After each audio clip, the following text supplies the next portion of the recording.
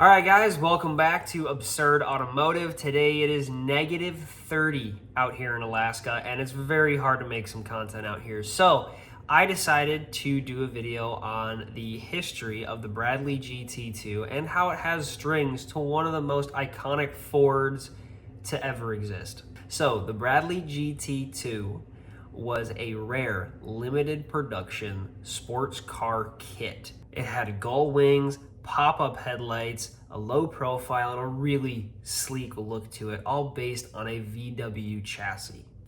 So the Bradley GT2 started production in 1976. I think they ended it in about 1980. So in that 4-year span, there was only about 500 of these kits made. If you want to include the bankruptcy, and then they tried making the Bradley GTE, which was basically the Bradley GT body I have behind me, or GT2 body I have behind me, with an electric drivetrain in it, there's about 550-ish. That's a rough number because this company it seemed like it was kind of a ragtag, very small company, and I'm not really sure. I don't want to speak too much to it because I'm really just reading what's on the internet and what I'm finding on the Facebook groups, and like I did some research, at least I tried, but there is not a lot of information on this little company and really what happened to it.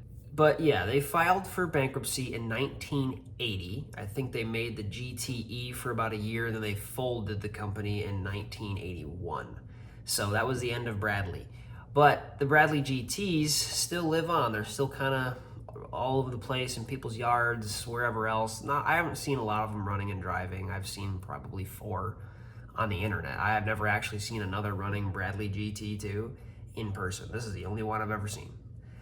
So it is really cool that it is that unique and that rare, and it's not even the reason I like it. It's not even the reason I really wanted the car. It was because of who designed it and where that person worked before he came and designed this, and what everyone thinks this car was designed after. So the designer of the Bradley GT2 and the engineer behind all of this was John Chun.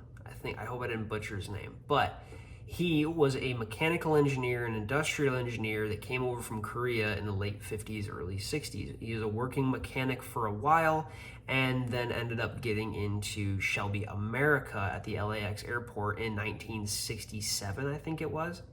But he actually apparently designed the 1968 and 1969 GT350 and the GT500, which in my opinion is one of the most iconic cars in American history. I mean, they were everything to a lot of guys. Like, the Mustang was the poor man's race car, and the GT350 and the GT500 were the best and top models you could possibly get for the Mustang at that time.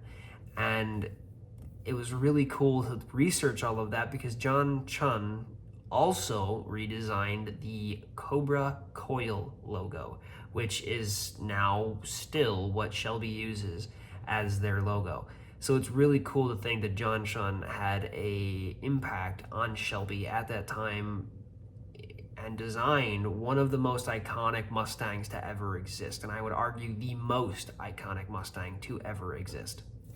So with Mr. Chun working on Fords and working at Shelby America, a lot of the designs would bleed over to every other company he worked at, and the proof is here. In my Bradley GT2, if you look at history, a lot of people think that the Bradley GT2 was designed after the Ford GT70. Now, there's not a lot of information to really correlate that. It's all kind of speculation, so don't take that to heart. But if you look at the car, there's a lot of resemblance to both cars, and it is just kind of a coincidence that he worked at Shelby America and maybe got a peek at that car, or maybe just wanted to bring a cheaper version of that car to the public. And I think he did a decent job with what he was working with on this car. I mean, obviously this thing isn't like top tier engineering. This isn't a supercar, but the internet labeled it as a sports car, so I guess that's what we'll call it. It's the slowest sports car I've ever driven in my life, but it is still really cool, really sleek, and it's one of the rarest cars, again, I think I will ever own in my life. With the Bradley GT2 being one of the rarest cars I'm probably going to ever own, I figured it'd be kind of appropriate to talk about how I got it and really what sparked my interest in the car and why I wanted it in the first place. So looking back on childhood, my family's obviously a big Ford family. My dad had a 2008 Ford Mustang GT. That's what I learned to drive stick in. That was that car that made me fall in love with cars in the first place. And on the subject of Mustangs, in 2014, the most iconic Mustang, in my opinion, came out drifting around LA. Ken Block and Brian Scotto really pulled me into the car world because they designed such a cool and unique car. It was naturally aspirated, 800 horse, all-wheel drive. It was beautiful, beautiful cinema. So I started getting into YouTube, watching their videos. You know, I got into Hoonigan. I was watching all those guys, you know, joke around in the backyard, cutting cars in half, whatever else they were doing in the burn yard. And I was like, you know, I could do that. You know, I'm starting to get mechanically inclined. I'm getting better working at cars. I'm thinking I can cut a car in half and make it drive around my parents' backyard. My parents didn't like it. My parents really did not approve of it that much, but we did it. We were driving it around and I had a blast. You know, I got a lot of questions and I met a lot of people and I started to talk to people that I really didn't talk to, you know, because it reminded them of their childhood. It reminded them of when they were younger, they were joking around with cars, you know, messing around in the field. And I liked it, you know, I liked doing it. And then I wasn't running out of content, but I was like, you know, I want to build a car. I want to build a car. And that's kind of what I started doing. I was looking for the next build, you know, what I was going to build for my YouTube channel. So with me watching Hoonigan and all the Mustang stuff, I really wanted to buy a Mustang, but I didn't want to botch my first build on a Mustang, right? I didn't want to ruin a Mustang because I wasn't super knowledgeable about cars yet. I was just kind of getting into it slowly, and I needed something that was easy, cheap, and I could get rid of and not feel bad about it, you know? And that's where this car came in. I was searching on Marketplace and it just so happened to pop up. I don't know why, because it was in New York City. It was in New York City area. It was in Long Beach. I don't know exactly where that is in that area, but it was in Long Beach. And I ended up talking to my dad about it because I found the car. I did my research and the car was about $1,000. It wasn't a super expensive car at the time. And it was mostly complete. You know, it had the engine, it had all the gauges. I think it was missing seats and some latches. So most of the car was there. So I did my research on this car and I found out it had ties to Shelby America. And I was like, that's it.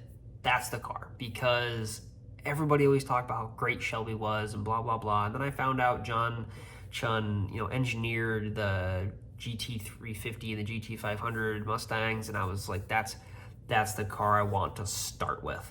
No, it was really just the attachment to Shelby that really made me want the car. And it was such a weird thing, you know, and it's such a cool little car. It's really unique. There's only 500 of them. And, you know, obviously I didn't really know all this when I first got the car. I was like, ooh, it's a car, it's cheap.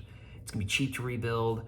And it was super easy to rebuild for the most part. You know, looking back now, this car is really, really simple, but you know, when you're tackling your first project car, this was like perfect. You know, it was simplistic, you know, it wasn't super, super complicated where I wanted to give up. There was a lot of learning in this car, you know, and I really appreciate that because I'm able to build things like my truck now a lot easier because I took the time and I learned.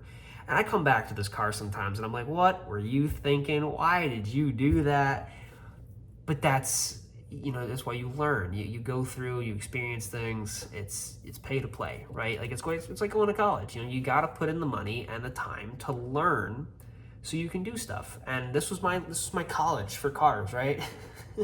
This is my college for cars behind me because I learned so much. And I designed and built a lot of the little parts on this car because they just didn't exist. So, you know, I'm helping, buddies were helping me 3D print things, and I'm learning about that, and I'm learning about, you know, window seals and like glues and just weird things you wouldn't really think about that you needed to know. But I learned, and that's pretty much it. But the original plan for the Bradley GT2 was to use it for a while and then swap it over to electric. That's not gonna happen. Electric swapping is way too expensive, it's illogical, and honestly, if I do electric swap it and I somehow get it working, the next guy's probably not gonna get it working. He's probably gonna sit in some dude's field or garage or whatever else because he's too scared to drive it. Who knows? But eventually, I would like to sell Eva here in the background to be able to afford some sort of Ford platform car. One of the big ones I'm looking at right now, which I don't think I can actually afford, but I'm just looking. Boreham Motor Works over in England is actually they're making new ones of the Ford RS200 and the Ford Escort Mach 1, which are two iconic European rally cars. The Ford RS200 was in Group B, and the Ford Escort Mach 1 is just, it's really a cool car. I think it was in Fast and the Furious 5 or 6 or something. I don't know. It was a really cool car. I don't know if I'm gonna be able to afford one of those, but that's what I got my eye on right now. So we'll see, but I could go back to a Mustang platform too, like I want to, if I can find a cheap old Mustang or a Mustang I think that I'm comfortable with tearing apart to build what I want to build out of it.